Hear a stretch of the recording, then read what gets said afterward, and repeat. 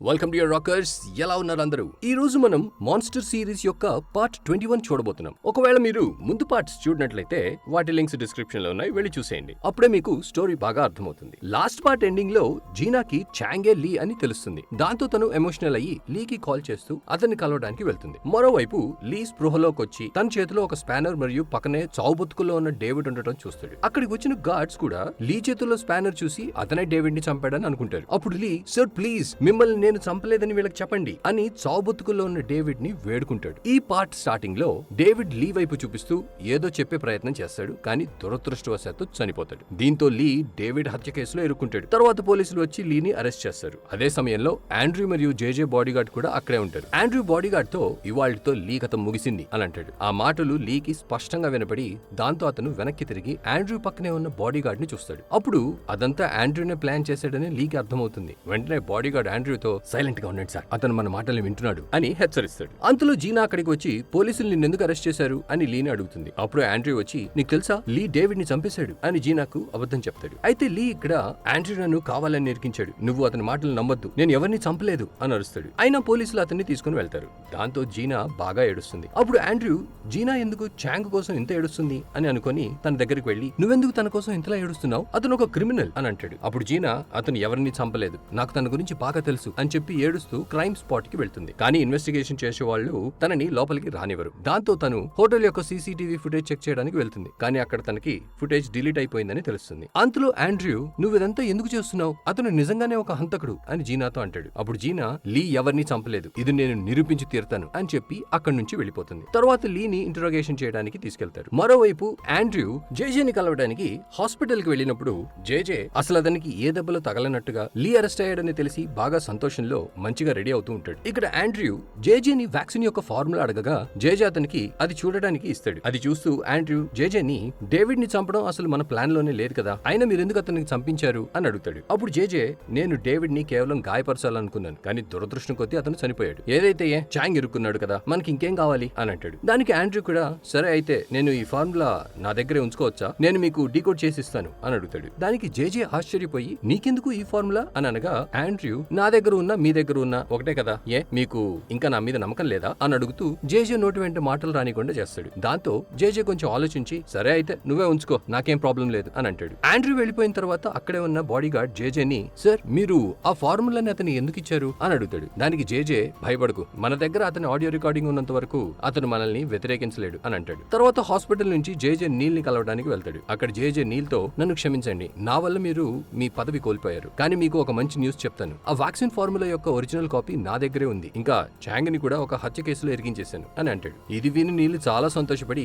Vaccine formula మన దగ్గర ఉండటం చాలా మంచిదైంది, ఎందుకంటే ఇప్పుడు దాని విలువ కొన్ని బిలియన్స్ లో ఉంటుంది, ఇంకా మనం డోడో గ్రూప్ ని ఈజీగా కొనేయవచ్చు, పదవి పోతే పోయింది, ఇప్పుడు నేను దానికంటే పెద్ద చేప పుట్టబోతున్నా, అదేంటంటే చైర్మన్ భార్య అంటే నా చెల్లి డోడో గ్రూప్ లో ఉన్న తన షేర్స్ ని నాకు ఇస్తానంది, ఇక మనల్ని ఎవ్వరూ ఓడించలేరు అని జేజేతో అంటాడు. మరోవైపు ఆండ్రూ, సిండీ, గ్రే మరియు ఆండ్రూ అసిస్టెంట్ ని పోలీస్ స్టేషన్ కి విచారణ కోసం పిలుస్తారు. అక్కడ లీని చూసిన సిండీ గుండె పగిలినట్టు ఏడుస్తూ, లీ ఏం చేయలేదు, అతన్ని వదిలేయండి అని అంటుంది. తరువాత ఇంటరోగేషన్ రూమ్ లో ఒక ఆఫీసర్ లీని, నీ చేతిలో డేవిడ్ మీద దాడి చేసిన స్పానర్ ఉంది, నువ్వు డేవిడ్ ని ఎందుకు చంపావు, ఇంకా ఆ వ్యాక్సిన్ ఫార్ములాని ఎక్కడ దాచావో చెప్పు అని అడగగా లీ, సార్ నేను ఎన్నిసార్లు చెప్పాలి, నేను డేవిడ్ ని చంపలేదని, ప్లీజ్ నన్ను నమ్మండి, ఇంకా ఆ స్పానర్ నా చేతిలో ఎలా వచ్చిందో నాకు కూడా తెలియదు, కావాలంటే మీరు సీసీటీవీ ఫుటేజ్ చెక్ చేసుకోండి అని అంటాడు. అప్పుడు ఆఫీసర్, ఏంటి సీసీటీవీ ఫుటేజ్ చెక్ చేసుకోవాలా, నువ్వు దాన్ని ముందే డిలీట్ చేసావు కదా, మాకు ఏ ఫుటేజ్ దొరకలేదు అని అంటాడు. దానికి మళ్ళీ లీ, సార్ నేను మరియు నా టీమ్మేట్ గ్రే ఇద్దరం కలిసి డ్రింక్ చేస్తున్నాం, కానీ డ్రింక్ చేసిన తర్వాత నాకేమైందో తెలియదు, మీరు ప్లీజ్ ఆ డ్రింక్ లో ఏమైనా ఉందేమో చెక్ చేయించండి అని అడుగుతాడు. అప్పుడు ఆ పోలీస్ ఆఫీసర్,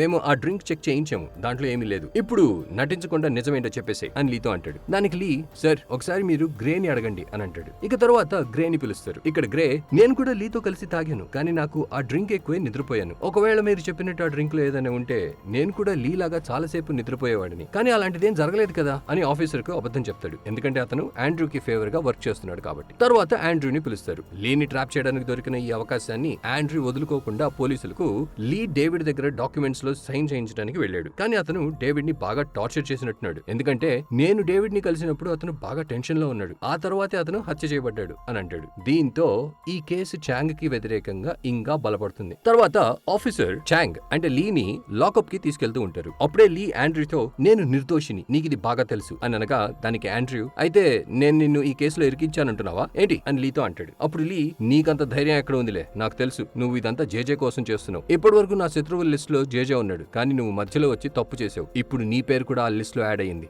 నేను బయటకు వచ్చి నిన్ను ఏం చేస్తానో చూడు అని ఆండ్రూతో అంటాడు. ఇది విని ఆండ్రూ నేను ఊరికే తనతో పెట్టుకున్నానా అని కొంచెం భయపడతాడు. మరోవైపు చైర్మన్ ఆఫీస్ లో ఒక చిన్న మీటింగ్ జరుగుతుంది. అక్కడ సిండి నానా లీ కేవలం డాక్యుమెంట్ల మీద సైన్ చేయించుకోవడానికి వెళ్ళాడు, ఎవరో కావాలనే అతన్ని ఈ హత్య కేసులో ఇరికించారు అని అంటుంది. మోజో కూడా నాకు అదే అనిపిస్తుంది, నేను చాంగ్ తో మాట్లాడాను, అతనికి ఇది జేజే ప్లాన్ అనిపిస్తోంది అని అంటున్నాడు అని చైర్మన్ కి చెప్తాడు. ఆండ్రూ నానా మనం ఈ విషయం నుంచి కొంచెం దూరంగా ఉంటేనే మంచిది, ఎందుకంటే అన్ని సాక్ష్యాలు చాంగ్ కి వ్యతిరేకంగా ఉన్నాయి. ఇక మనం అతన్ని సపోర్ట్ చేస్తే డోడో గ్రూప్ కంపెనీ ఇమేజ్ మళ్ళీ పాడవచ్చు అని చైర్మన్ తో అంటాడు. కానీ చైర్మన్ ఆండ్రూతో లీ మన కంపెనీ కోసం చాలా చేశాడు, ఇప్పుడు కూడా అతను మన పని మీదే ఆ హోటల్ రూమ్ కి వెళ్ళాడు, అక్కడ ఎవరో అతన్ని ఇరికించారు, ఇప్పుడు అతన్ని విడిపించడం మన బాధ్యత, అందుకే మనం మన వంతు ప్రయత్నం చేయాలి అని అంటాడు. చైర్మన్ మాటలు విన్న ఆండ్రూ లోపల కోపంతో రగిలిపోతూ ఉంటాడు. తర్వాత అతను వెంటనే జేజేకి కాల్ చేసి చైర్మన్ లీని విడిపించాలని అనుకుంటున్నారని ఇన్ఫార్మ్ చేస్తాడు. దాంతో జేజే నీల్ కి కాల్ చేసి జరుగుతున్నదంతా చెప్తాడు. నీల్ వెంటనే చైర్మన్ ని కలవడానికి వెళ్తాడు. అక్కడ నీల్ చైర్మన్ తో నువ్వు చాంగ్ కి సహాయం చేయకు, అతని వల్ల నాకు పదవి పోయింది, అతన్ని నమ్మకు, అయినా నువ్వు అతనికి సహాయం చేస్తే ఇప్పటిదాకా నీ మీద ఉన్న కరప్షన్ కేసులన్నీ ఓపెన్ చేయిస్తాను, ఇంకా నువ్వు కంపెనీ యొక్క ట్యాక్స్ పేమెంట్ లో చేసిన స్కామ్లు, కంపెనీ కోసం ఎంతమందికి లంచం ఇచ్చావో అంతా మీడియా ముందుకు వెళ్లి చెప్పేస్తాను అని బెదిరిస్తాడు. అలాగే ఇంకా ఆడవాళ్ళ విషయంలో నీ బలహీనత ఎంత అనేది పూర్తిగా వేరే కథ అని కూడా ఇండైరెక్ట్ గా చైర్మన్ తో అంటాడు. ఇదంతా విన్న చైర్మన్ నీల్ తో నువ్వు ఇదంతా ఎందుకు చేస్తున్నావు అని అడుగుతాడు. అప్పుడు నీల్ నాకు చాంగ్ అంటే చికాకు, ఎవరు అతనికి సహాయం చేయకూడదు, చూడు నా దగ్గర ఇంకా కోల్పోవడానికి ఏమీ లేదు, నేను చాలా కూల్ గా మీడియా ముందు అంతా చెప్పేస్తాను, ఆ తర్వాత నువ్వు ఏమవుతావో ఆలోచించుకో, అందుకే చెప్తున్నాను కొంచెం ఆలోచించి నిర్ణయం తీసుకో అని అంటాడు. తర్వాత చైర్మన్ బయటకు వచ్చి చాంగ్ విషయంలో ఇంకా మనం జోక్యం చేసుకోకూడదు అని మోజోకి చెప్పి వెళ్ళిపోతాడు. అప్పుడు మోజో ఉన్నట్టుండి చైర్మన్ కి ఏమైంది అని షాక్ అవుతాడు, కానీ చైర్మన్ పర్మిషన్ లేకుండా అతను ఏమీ చేయలేడు. ఇంకోవైపు జేజే చాలా సంతోషంగా నేతన్ ని కలవడానికి జైలుకి వెళ్తాడు. అతన్ని చూసి నేతన్ కోపంతో రగిలిపోతూ నాకు నువ్వు ఎంత పెద్ద చీటర్వో తెలిసిపోయింది, నన్ను జైలుకి పంపించింది నువ్వే కదా అని జేజేతో అంటాడు. కానీ జేజే ఒక ట్రిక్ ప్లే చేస్తాడు. అతను నేతన్ తో ఇది నిజం కాదు, అసలు విలన్ ఇక్కడ చాంగ్, అతన్ని నమ్మి నేను కూడా నా దగ్గర ఉన్నదంతా కోల్పోయాను. ఇంకో విషయం చెప్పనా, చాంగ్ ఎవరో కాదు, అతనే లీ. అతను తన పేరెంట్స్ కి చేసిన అన్యాయానికి మన మీద ప్రతీకారం తీర్చుకోవడానికి వచ్చాడు. ఇక తన పేరెంట్స్ ని చంపింది నువ్వే అని నీకు తెలుసు కదా, ఇప్పుడు అతను నిన్ను వదలడు అని అంటాడు. అప్పుడు నేతన్ కానీ చంపింది నేను కాదు నువ్వు కదా అని అనగా దానికి జేజే అవును నేనే చంపాను, కానీ చంపమన్నది నువ్వు కదా, అందుకే అతను నీ మీద కూడా ప్రతీకారం తీర్చుకుంటాడు. అతను ఏం చేశాడో తెలుసా, డేవిడ్ ని హత్య చేసి చంపేశాడు. అతన్ని ఇప్పుడు ఈ జైల్లోనే ఉంచుతారు, నేను ఎలాగైనా అతన్ని నీ సెల్లో పంపిస్తాను, ఇంకా తర్వాత ఏం చేయాలో నీ ఇష్టం, అదే నీకు దొరికిన ఆఖరి ఛాన్స్, సో నువ్వే అతన్ని చంపేయ్ లేదా అతను ఎలాగో నేను చంపుతాడు అని అంటాడు. ఆ రోజు రాత్రి నేతన్ నేను ఇప్పుడు ఏం చేయాలో అర్థం కావడం లేదు అని ఆలోచిస్తూ ఉంటాడు. అంతలో తన సెల్మేట్ బాబీ అతన్ని రానివ్వండి ఇక్కడే పాతిపెట్టేద్దాం అని అంటాడు. కానీ నేతన్ మాత్రం వేరే ప్లాన్ లో ఉంటూ మనం లీని చంపకుండా అతను దాచిపెట్టిన ఆ వ్యాక్సిన్ ఫార్ములా గురించి తెలుసుకుందాం, అది మనకు దొరికితే నేను కొన్ని కోట్లు సంపాదించుకోవచ్చు, ఇంకా డోడో గ్రూప్ కంపెనీ కూడా నా స్వాధీనంలోకి వచ్చేస్తుంది అని అంటాడు. నెక్స్ట్ సీన్ లో జైలుకి వెళ్ళడానికి బస్సు ఎక్కుతున్న లీని చూపిస్తారు. అక్కడే జీనా అతన్ని దూరం నుంచి చూసి ఏం చేయలేక ఏడుస్తూ ఉంటుంది. యాక్చువల్లీ జీనా అక్కడ చాంగే తన లీ అనే విషయాన్ని తనకి తెలిసిందని చెప్పడానికి వస్తుంది. కానీ లీ నాకు ఈ నిజం ఎందుకు చెప్పలేదు, ఖచ్చితంగా దీని వెనక ఏదో కారణం ఉండే ఉంటుంది. సో లీ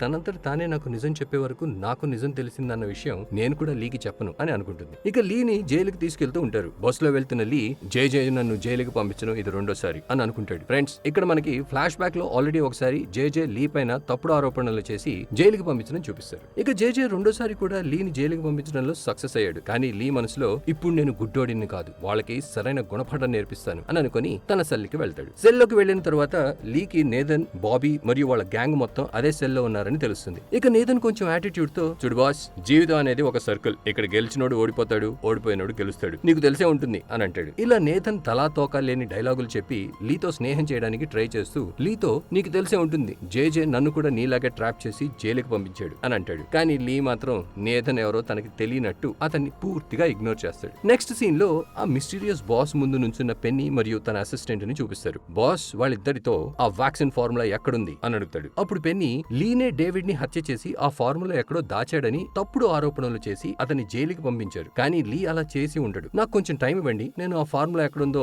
త్వరలో కనిపెట్టి మీకు ఇస్తాను అని అంటుంది. కానీ బాస్ పెన్నీతో లేదు, నువ్వు ఇంకేం చేయాల్సిన అవసరం లేదు, ఇప్పుడు నేనే స్వయంగా రంగంలోకి దిగి ఆ లీని చంపైన ఫార్ములా సాధిస్తాను అని అంటాడు. మరోవైపు లీ ఒక బెంచ్ మీద కూర్చొని ఉంటాడు. అప్పుడే ఒక ఖైదీ అతని ముందు చిన్న చిట్టు వేసి వెళ్తాడు. లీ అది ఓపెన్ చేసి చూడగా అందులో పెన్నీ నువ్వు జైల్లో జాగ్రత్తగా ఉండు, అక్కడ అక్కడ నా బాస్ మనుషులు నిన్ను చంపాలని చూస్తున్నారు అనే మెసేజ్ రాసి ఉంటుంది. అంతలో నేథన్ వచ్చి లీని నిజం చెప్పు, ఆ ఫార్ములా నీ దగ్గర ఉందా లేదా అని అడుగుతాడు. అప్పుడు లీ లేదు, ఇంకా నిజం చెప్పాలంటే నేను డేవిడ్ ని కూడా చంపలేదు అని నేథన్ తో అంటాడు. అయితే నేథన్ నువ్వు నాకు నిజం చెప్పి నాకు ఆ ఫార్ములా ఇచ్చావంటే మనం బిజినెస్ పార్ట్నర్స్ అవ్వచ్చు అని అంటాడు. నేథన్ మాటలు విని లీకి దిమ్మ తిరిగి నువ్వు ఇప్పుడు ఇక్కడి నుండి వెళ్ళలేదంటే నేను నిన్ను చంపేస్తాను అని చెప్పి చిరాకు అక్కడి నుండి వెళ్ళిపోతాడు. అప్పుడు నేథన్ బాబీతో ఇతను మాటలతో వినడు అని అంటాడు. అదే రాత్రి లీ నిద్రపోతున్నప్పుడు నేథన్ మరియు తన గ్యాంగ్ లీ మీద దుప్పటి వేసి అతన్ని బాగా కొడతారు. పగటిపూడి కూడా ఎప్పుడు పడితే అప్పుడు లీని కొడుతూ టార్చర్ చేస్తూ ఉంటారు. లీ ఎందుకో తెలియదు గానీ సైలెంట్ గా వాళ్ళ చేతుల్లో దెబ్బలు తింటూ ఉంటాడు. తర్వాత చైర్మన్ ఇంట్లో అందరూ భోజనం చేస్తూ ఉంటారు. కానీ సిండీ మాత్రం ఏమీ తినకపోవడం చూసి ఆండ్రూ సిండీతో అరే నువ్వెందుకు ఆ లీ గురించి ఆలోచిస్తూ బాధపడతావు అని అంటాడు. దానికి సిండీ లేదు, నేను యాక్చువల్లీ ఫార్ములా చేతిలో నుంచి జారిపోయిందని ఆలోచిస్తున్నాను అని అంటుంది. కానీ ఫ్రెండ్స్, సిండీ లీ కోసమే బాధపడుతుందని మనకు తెలుసు. అప్పుడే పిఏ వచ్చి మేడం ఒక ఎక్స్ట్రాఆర్డినరీ జనరల్ మీటింగ్ అరేంజ్ చేశారు అని చైర్మన్ కి చెప్తాడు. అయితే చైర్మన్ తనెందుకు సడన్ గా మీటింగ్ పెట్టింది అని పిఏని అడుగుతాడు. దానికి పిఏ మేడం ఆండ్రూని కంపెనీలో నుంచి తీసేయాలని ఈ మీటింగ్ పెట్టారు అని అంటాడు. అది విని చైర్మన్ కోపంలో తన భార్య దగ్గరకు వెళ్లి మీటింగ్ ఇప్పుడే క్యాన్సిల్ చేయి అని అరుస్తాడు. ఆయన భార్య నువ్వు ఇప్పుడే ఆండ్రూని కంపెనీలో నుంచి తీసేస్తే నేను కూడా మీటింగ్ క్యాన్సిల్ చేసేస్తాను అని చైర్మన్ తో అంటుంది. అప్పుడు చైర్మన్ నువ్వు ఆండ్రూని ఈ కంపెనీలో నుంచి తీసేయాలని చూస్తే నేను అతనికి దానికంటే పెద్ద పోస్ట్ ఇచ్చి కంపెనీ చైర్మన్ చేసేస్తాను అని వైఫ్ కి చెప్పి వెళ్లిపోతాడు. మరోవైపు లీ దెబ్బలు తిని చాలా బాధలో ఉంటాడు. అప్పుడే గార్డ్ వచ్చి నిన్ను కలవడానికి ఎవరో వచ్చారు అని అంటాడు. అయితే తనని కలవడానికి జీనా వచ్చిందేమో అని ఆశ పెట్టుకుని లీ పరిగెత్తుకుంటూ వెళ్తాడు. కానీ ఫ్రెండ్స్, అక్కడ వచ్చింది జీనా కాదు, జేజే. అతన్ని చూసి లీ షాక్ అవుతాడు. ఫ్రెండ్స్, జేజే దగ్గర ప్లాన్స్ తో నిండిన గోడౌన్ ఉందనుకుంటా. ప్రతిసారి ఒక కొత్త ప్లాన్ తో రంగంలోకి దిగుతాడు. జేజే లీతో నువ్వు చాలా అదృష్టవంతుడివి, అంత ఎత్తు బ్రిడ్జ్ మీద నుంచి పడినా కూడా బతికి బయటపడి నాపై రివెంజ్ తీర్చుకోవడానికి మళ్ళీ తిరిగి వచ్చావు. కానీ నన్ను నమ్ము, మీ పేరెంట్స్ ని నేతన్ చంపాడు. నువ్వు ఊరికే నన్ను అనుమానించి నా మీద పగబడుతున్నావు. అతను నీ సెల్లోనే ఉన్నాడు, వెళ్ళి అతని చంపు అని చెప్పి వెళ్ళిపోతాడు. తర్వాత పెన్నీ జీనాని కలుస్తుంది. పెన్నీ జీనాకి లీ అమాయకుడు, జేజే మరియు ఆండ్రూ కలిసి అతని కేసులో ఇరికించారు అని చెప్తుంది. ఆండ్రూ పేరు విని జీనా షాక్ అయ్యి అతనెందుకు ఇలా చేస్తున్నాడు అని పెన్నీని అడుగుతుంది. అయితే పెన్నీ మనం అన్నిటికంటే ముందు లీని జైలు నుండి విడిపించాలి, ఇంకా ఈ పని నువ్వు మాత్రమే చేయగలవు అని అంటుంది. అప్పుడు జీనా లీ కోసం నేను ఏమైనా చేస్తా, చెప్పండి నేను ఇప్పుడు ఏం చేయాలి అని అడగగా పెన్నీ ఆ వ్యాక్సిన్ ఫార్ములా జేజే లేదా ఆండ్రూ దగ్గర ఉండవచ్చు, ముందు మనం అది ఎక్కడ ఉందో కనిపెట్టాలి, అప్పుడే మనం లీ నిర్దోషి అని ప్రూవ్ చేయగలుగుతాం అని చెప్తుంది. ఫ్రెండ్స్, ఇక జీనా ఆ రోజు రాత్రే ఆండ్రూ క్యాబిన్ లో వ్యాక్సిన్ ఫార్ములా వెతకడం మొదలు పెడుతుంది. అలా వెతుకుతున్న జీనాని ఆండ్రూ బయట నుండి చూసి బాధపడుతూ జీనా లీ కోసం అయితే ఇంత పెద్ద రిస్క్ చేస్తుంది, కానీ నా గురించి ఎందుకు అసలు ఆలోచించదు అని అనుకుంటాడు. అదే రాత్రి జైల్లో లీ నేథన్ మొహం మీద క్లాత్ పెట్టి అతన్ని చంపాలని ప్రయత్నిస్తాడు. అప్పుడే నేథన్ ఎలాగో ఆ క్లాత్ తీసి పెద్దగా అరుస్తాడు. దాంతో గార్డ్స్ వచ్చి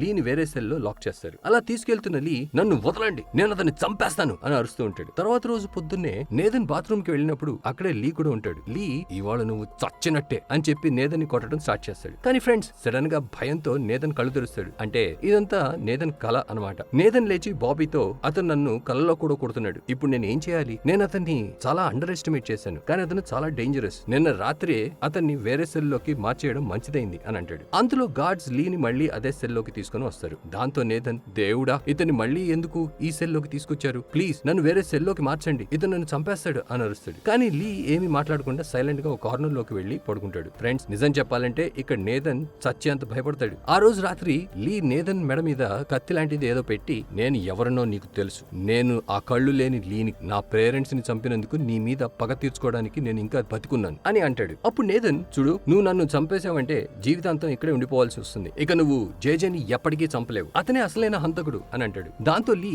గార్డ్స్ నన్ను వేరే సెల్కి తీసుకెళ్లి మళ్ళీ ఇదే సెల్కి ఎందుకు తిరిగి తీసుకొచ్చారు, జేజే ఖచ్చితంగా ఏదో ప్లాన్ చేశాడు అని అంటాడు. నేథన్ కూడా అవును నువ్వు చెప్పింది కరెక్టే, జేజే మన ఇద్దరిని ఇరికించాలని చూస్తున్నాడు అని అంటాడు. ఫ్రెండ్స్, ఇక్కడ లీ తన తెలివిని ఉపయోగించి ఆ వ్యాక్సిన్ ఫార్ములా నా దగ్గరే ఉంది అని అంటాడు. ఇది విని నేథన్ షాక్ అయ్యి ఇది చాలా మంచి విషయం అని అంటాడు. ఇంకా లీ నేను అదే ఫార్ములా కోసం డేవిడ్ ని చంపేశాను అని కూడా అంటాడు. ఇది విని నేథన్ నేను విడుదలైన తర్వాత నువ్వు నాకు ఆ ఫార్ములా ఇచ్చావంటే నేను దాంతో కోట్లు సంపాదించి నిన్ను కూడా ఇక్కడ నుండి విడిపిస్తాను అని అంటాడు. అప్పుడు లీ అవును నిజమే, నువ్వు విడుదలయ్యి నన్ను పేరోల్ మీద బయటకు తీసుకొచ్చినప్పుడే కదా నేను నీకు ఆ ఫార్ములా ఇస్తాను అని నేథన్ తో అంటాడు. దాంతో నేథన్ కూడా భయపడి ఈ డీల్ కి ఒప్పుకుంటాడు. ఇంకోవైపు జెరాల్డ్ రాషీని కలిసి జాంగ్ దగ్గర ఆ వ్యాక్సిన్ యొక్క ఫార్ములా ఉంది, నువ్వు ఎలాగైనా అతని దగ్గర నుంచి ఆ ఫార్ములా తీసుకోవాలి అని చెప్తాడు. అయితే రాషీ నాకు ఆ ఫార్ములా లీ దగ్గర ఉన్నట్టు అనిపించడం లేదు, ఆ హత్య కూడా లీ చేసి ఉండడు అని అంటుంది. కానీ జెరాల్డ్ ముందు మనం లీని జైలు నుంచి విడిపించి ఆ ఫార్ములా తెలుసుకోవాలి, ఆ తర్వాత అతన్ని మళ్ళీ జైలుకి పంపించేద్దాం అని అంటాడు. ఫ్రెండ్స్, రాషీకి ఈ అన్యాయం చేయాలనిపించదు, కానీ జెరాల్డ్ తన బాస్ అయినందువల్ల తను ఈ పని చేయక తప్పదు. ఇంతలో జెరాల్డ్ కి